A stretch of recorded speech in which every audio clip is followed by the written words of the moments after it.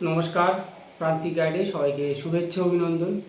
এখন আমি আলোচনা করব কলকাতা বিশ্ববিদ্যালয়ের BA 6 semester Bangla minor 5th পেপারের সাজেশন। 6 সেমিস্টারে যাদের মাইনর পেপার বাংলা রয়েছে, মাইনর বাংলা 5th পেপারের সাজেশনটা আমি দিয়ে দিচ্ছি 2026 সালে যারা ফাইনাল এক্সাম তাদের জন্য। আমি যেগুলো দেবো তার বাইরে অন্য কিছু করার প্রয়োজন পড়বে না। প্রান্তিক গাইডের সাজেশন বেস্ট কোয়ালিটি নাম্বার 1, 100% কম। প্রান্তিক গাইডের সাজেশন ফলো করলে অন্য কোনো সাজেশন প্রয়োজন পড়বে না। ভালো রেজাল্ট করতে গেলে, পাস করতে গেলে প্রান্তিক গাইড তোমার best choice and first choice. যারা এই পেপার নোটস সংগ্রহ করতে চাও, স্ক্রিনে দেওয়া নাম্বারে যোগাযোগ করবে। খুব স্বল্প পারিশ্রমিকে আমি নোটস প্রোভাইড করি। আমি যেগুলো দেবো সুতরাং সেগুলোই ফলো করো। খুব মনোযোগ দিয়ে আমার কথাগুলো শুনবে, একদম কেউ স্কিপ করবে না। এই পেপারটা কিন্তু খুব ডিফিকাল্ট। তোমাদের মাইনর 5 আর 6 দুটো পেপার। 6টা খুব সহজ, ঠিক তেমনই অল্টারনেটিভ। মাইনর 5 খুব কঠিন। টেক্সট, এই পেপারের টেক্সট বৈষ্ণব পদাবলী, শাক্ত পদাবলী, চণ্ডীমঙ্গল। টেক্সট খুব ভালো করে দখলে রাখো, কারণ 1 নাম্বার আর 5 নাম্বার টেক্সট ওয়াইজ কোশ্চেন হবে। তাহলে বৈষ্ণব পদাবলী, শাক্ত পদাবলী, চণ্ডীমঙ্গল, এই 3টে মডিউল থেকে 3টে টেক্সট খুব ভালো করে দখলে রাখবে। 1 আর 5 লাইন তুলে প্রশ্ন হবে। কে বলেছে, কাকে বলেছে, প্রসঙ্গ, উৎস, তাৎপর্য এবং শব্দের অর্থগুলো খুব ভালো করে দখলে রাখবে যদি পাস করতে চাও, বিশেষ করে ভালো রেজাল্ট যারা করতে চাও। 15টা শর্ট কোশ্চেন, তোমরা কোশ্চেন দেখে নিও। প্রিভিয়াস ইয়ার এই সিলেবাসটা আগেও ছিল। কথা হলো মনোযোগ দিয়ে শোনো, টেক্সট দখলে রাখো। 15 নম্বরের জন্য বলে দিচ্ছি, লিখে নাও। বৈষ্ণব পদাবলী থেকে মডেল 1 থেকে গৌরচন্দ্রিকা কাকে বলে? গৌরচন্দ্রিকা বলতে কী বোঝো? গৌরচন্দ্রিকা পর্যায়ের গুরুত্ব, গৌরাঙ্গ বিষয়ক পদাবলী আর গৌরচন্দ্রিকা বিষয়ক পদাবলীর মধ্যে পার্থক্য। অর্থাৎ গৌরাঙ্গ বিষয়ক পদ আর গৌরচন্দ্রিকা বিষয়ক পদের মধ্যে পার্থক্য। গৌরচন্দ্রিকা বিষয়ক পদের শ্রেষ্ঠ পদকর্তাকে তোমার পাঠ্য পদ অবলম্বনে তার তাৎপর্য বিচার করো। শ্রেষ্ঠ পদকর্তা গোবিন্দ দাস, গোবিন্দ দাসের কৃতিত্ব আলোচনা করো। তাহলে গৌরচন্দ্রিকা থেকে এই কোশ্চেনগুলো করো। তারপর হচ্ছে মাথুর, মাথুর করবে। মাথুর বলতে কি বোঝো? মাথুর পর্যায়ের শ্রেষ্ঠ পদকর্তাকে, মাথুরের তত্ত্বগত তাৎপর্য, মাথুর পর্যায়ের তত্ত্বগত তাৎপর্য, মাথুর পর্যায়ের শ্রেষ্ঠ পদকর্তা কে, তার কৃতিত্ব আলোচনা করো। পূর্বরাগ, পূর্বরাগ বলতে কী বোঝো বা পূর্বরাগের সংজ্ঞা দাও। পূর্বরাগের তত্ত্বগত তাৎপর্য, পূর্বরাগের শ্রেণীবিভাগ, পূর্বরাগ পর্যায়ে শ্রেষ্ঠ পদকর্তা কে, তার কৃতিত্ব আলোচনা করো। অভিসার, অভিসার কাকে বলে, অভিসারের তত্ত্বগত তাৎপর্য, অভিসার পর্যায়ের শ্রেষ্ঠ পদকর্তা কে, তার কৃতিত্ব আলোচনা করো। এই 4টে কোশ্চেন খুব ভালো করে করো। আমি এখান থেকে এই স্টার মেরে দিলাম। এই 4টে 2টো পাবে। একটা তো অবশ্যই চোখ বুঝিয়ে বলে রাখছি, একটা অবশ্যই পাবে। এই 4টের 2টো অবশ্যই পাবে। ফাইনালাইজ করে দিলাম, একদম পুরো ফাইনাল করে দিলাম। এই 4টে 2টো পাবে, না হলে একটা অবশ্যই পাবে। গৌরচন্দ্রিকা, মাথুর, পূর্বরাগ, অভিসার। ক্লিয়ার? অতিরিক্ত বই রাখবে 5-এর জন্য।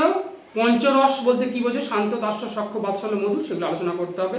বাৎসল্য রস পর্যায় বলরাম দাস, বাৎসল্য রস পর্যায়ের শ্রেষ্ঠ পদকর্তা বলরাম দাস, তার কৃতিত্ব। আর কি মোহিনী জানবধূ, কি মোহিনী জানব, প্রেম বৈচিত্র্য, চণ্ডীদাসের, এটুকু দেখে রাখবে 5-এর জন্য। গোবিন্দ দাসকে বিদ্যাপতির ভাবশিষ্য বলা হয় কেন, বা গোবিন্দ দাসকে দ্বিতীয় বিদ্যাপতি বলার কারণ, জ্ঞানদাসকে চণ্ডীদাসের ভাবশিষ্য বলা হয় কেন, এইগুলো। এইবারে ওই যে তত্ত্বগত তাৎপর্য, গৌরচন্দ্রিকা, মাথুর, অভিসার, পূর্বরাগ বললাম, সেগুলোর থেকে 5-একটা আসতে পারে এবং লাইন তুলে প্রশ্ন হবে। কণ্টক গাড়ি, কমল সম পদদল, মঞ্জিরে চুরহি ঝাঁপি, এর তাৎপর্য দেখো, কোন পর্যায়ের পর পদকর্তাকে তাৎপর্য। এবার যাব শাক্ত পদাবলী। শাক্ত পদাবলী থেকে করবে রামপ্রসাদ সেনের কবিকৃতিত্ব, কমলাকান্ত ভট্টাচার্যের কবিকৃতিত্ব। ঘুরিয়ে ফিরিয়ে আসে কোশ্চেন। ভক্তের আকুতি পর্যায়ে শ্রেষ্ঠ পদকর্তাকে, তার কবিকৃতিত্ব আলোচনা করো। রামপ্রসাদ সেন, কমলাকান্ত ভট্টাচার্য, আগমনী বিজয় পর্যায়ে শ্রেষ্ঠ পদকর্তা। এগুলো মোটামুটি ঘুরিয়ে ফিরিয়ে আসে। এই 2টো সুপারস্টার মেরে নাও, রামপ্রসাদ সেন, কমলাকান্ত ভট্টাচার্য। আর মাতৃচরণে শরণাগতি ও মায়ের পায়ে অনন্ত নির্ভরতাই দুঃখ জয়ের সেরা উপায়। এটা স্টার মারবে। মাতৃচরণে শরণাগতি ও মায়ের পায়ে অনন্ত নির্ভরতাই দুঃখ জয়ের সেরা উপায়। স্বার্থ সাধনা ও ভক্তিবাদকে ছাপিয়ে বড় হয়ে উঠেছে মানবিক আবেদন। দেখো কোশ্চেনের অ্যান্সারগুলো সব একই। কোশ্চেন একটু ঘুরিয়ে ফিরিয়ে আসে, কিন্তু প্রায় উত্তর একই সব। যেমন শাক্ত কবিরা ছিলেন মাতৃহৃদয়ে সুনিপুণ শিল্পী। এই স্বার্থ সাধনা ও ভক্তিবাদকে ছাপিয়ে উঠেছে বড় মানবিক আবেদন। এই দুটো প্রায় একই অ্যান্সার।